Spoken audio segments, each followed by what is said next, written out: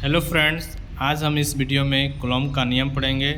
Coulomb's law जो 12th class का है, इसका पहले डिफिनेशन देख लेते हैं, फिर इसको सिंपली भाषा में समझा देंगे। ठीक है। The electrostatic force between two stationary point charges is directly proportional to the product of their magnitude and inversely proportional to the square of the distance between them. It acting along the line joining to the charges, this force can be attractive or repulsive. इसी का यहाँ पे है कि दो charges है plus Q1 minus Q2, दोनों के बीच r डिस्टेंस है और दोनों के बीच जो फोर्स होगा वो दोनों का मैग्नीट्यूड का प्रोडक्ट होगा एंड दोनों का डिस्टेंस का इन्वर्सली प्रोपोर्शनल होगा, डिस्टेंस के स्क्वायर के इन्वर्सली प्रोपोर्शनल होगा। ठीक है। तो इसी को सम्मिलित रूप से हम लिखेंगे कि F proportional Q1 Q2 by R square, F बराबर K magnitude of Q1 Q2 by R square, where K is proportionality constant for free और एयर स्पेस, एयर और फ्री स्पेस। ठीक है। K का मान जो होता है 9 × 10⁹ न्यूटन मीटर स्क्वायर पर कूलम स्क्वायर, इसको हम कूलम्स कांस्टेंट भी बोलते हैं।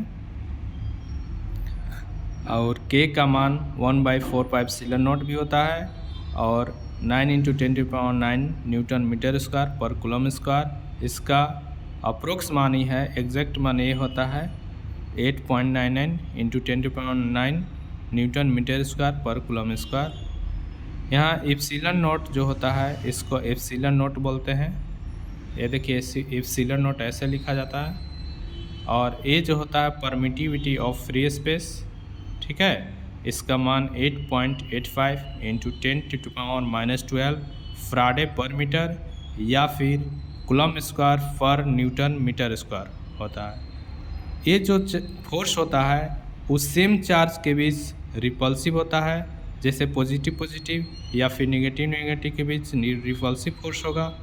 और अगर अपोजिट चार्ज है जैसे पॉजिटिव नेगेटिव या नेगेटिव पॉजिटिव, उसके बीच अट्रैक्टिव फोर्स होता है। इसका इम्पोर्टेंट फैक्ट हम जस्ट बता रहे हैं। ये देखिए इसका important fact about Coulomb's law. First fact है कूलम्स लॉ सिर्फ पॉइंट चार्ज के लिए वैलिड होता है। दूसरा है ये लॉ इलेक्ट्रोस्टैटिक फोर्स के लिए होता है, मूविंग चार्ज के लिए नहीं होता। तीसरा है मीडियम बदलने पर फोर्स बदल जाता है तथा फोर्स वैक्यूम में फ्री स्पेस में मैक्सिमम होता है। चौथा है Coulomb's force action reaction pair follow करता है लाइक न्यूटन्स थर्ड लॉ। और अंतिम है a force long range force है, मतलब डिस्टेंस ज़्यादा होने पर भी इफ़ेक्टिव होता है। उम्मीद है आप लोग समझ गए होंगे। मिलते हैं नेक्स्ट वीडियो में। Thank you.